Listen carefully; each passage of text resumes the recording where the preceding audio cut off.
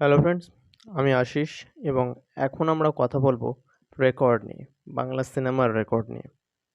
তো প্রথমত আমরা জানি অলরেডি জিৎ ভার্সেস অঙ্কুশ এটা আর হচ্ছে না। কারণ ঈদরা জিদ্দা ছেড়ে দিয়েছে অঙ্কুশকে একা এবং জিদ্দা চলে গিয়েছে মে মাসে গরমের ছুটিতে এবং অঙ্কুশ একাই ঈদে আসবে এবং রাজত্ব করবে। আমরাও চাইবো মির্জা যাতে রেকর্ড ব্রেকিং বিজনেস করে এবং জিদ্দাও যাতে মেতে গিয়ে বুমেরাংয়ের মাধ্যমে একটা ব্লকবাস্টার পায়।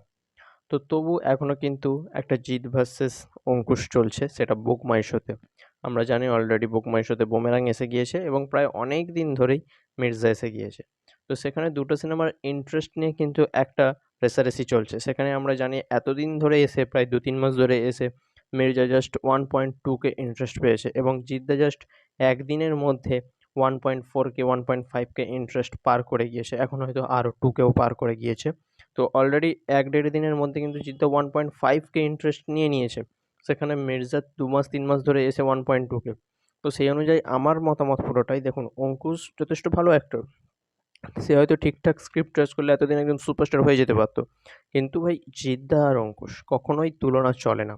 জিদ্দার যে লেভেলের ক্রেজ, যে লেভেলের হাইপ, যে লেভেলের ফ্যান ফলোয়িং বা যে লেভেলের স্টারডম রয়েছে, সবকিছুর ধারে বাড়েই অঙ্কুশ নয়। তো সেইখান থেকে আমাদের কখনোই মনে হয় না এরকম তুলনা করা উচিত।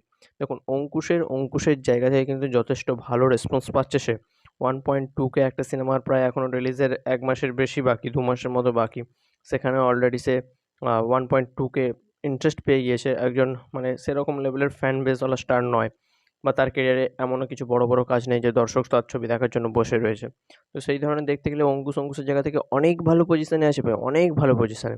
কিন্তু জিদ্দা ভাই অন্য লেভেলের স্টার। হি ইজ সুপারস্টার এবং সুপারস্টারদের ছবি ভাই এরকমই হয়। আমরা 'চেঙ্গিজ'ের সময় দেখেছিলাম কি উন্মাদনা হয়েছিল। আবার সেই 'চেঙ্গিজ'ের কথাই কিন্তু আমাদের মনে করাচ্ছে 'বুমেরাং'। যে লেভেলে ইন্টারেস্ট বাড়ছে, আর কেন ইন্টারেস্ট বাড়বে না? এমন কনসেপ্ট বা এমন কিছু কাজ আসতে চলেছে যেটা বাংলায় এর আগে হয়নি। বাংলা প্রথমবার এরকম কিছু পেতে চলেছে।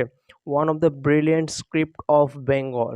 তো বাংলা এরকম নতুন কিছু পেতে চলেছে। তো অডিয়েন্স আগ্রহী হয়ে রয়েছে কি আছে? দেখুন, যদি ছবিটা ভালো হয়, দর্শকের সঙ্গে ক্লিক করে যায়, তো আই অ্যাম সিওর বছরের একটা সেরা কিছু আমরা পেতে চলেছি। এবং সবাই বলছে কিন্তু ছবিটার মধ্যে একটা কোয়ালিটি আছে, সেটা রুক্মিণী মৈত্র হোক, কাস্টিংয়েও অসাধারণ জোর রয়েছে। ডিরেক্টর তার অনেক কিছু ভ্যালুস দেখাতে পারছে এবং ছবিটার কিন্তু ধীরে, ধীরে প্রমোশন স্টার্ট হচ্ছে এবং গরমের ছুটিতে আসছে। আমরা জানি গরমের ছুটিতে মাল্টিপ্লেক্স ওরিয়েন্টেড ছবিগুলো খুব, খুব, খুব ভালো চলে। গরমের ছুটিতেই বেলা শেষে এসছিল, বেলাশুরু এসছিল, কণ্ঠ এসছিল, গোত্র এসছিল। এগুলো চুটিয়ে ব্যবসা করেছিল এবং আগের বছর ফাটাফাটির মতোও ছবি এসছিল, যেটাও ভালো হিট করে গিয়েছিল। সুপার হিট করে গিয়েছিল। তো গরমের ছুটিতে অডিয়েন্স আছে, মাল্টিপ্লেক্সের অডিয়েন্স আছে এবং জিদ্দার এবারের ছবি একটু মাল্টিপ্লেক্স বেসিক। আশা করব ছবিটা ভালো হবে।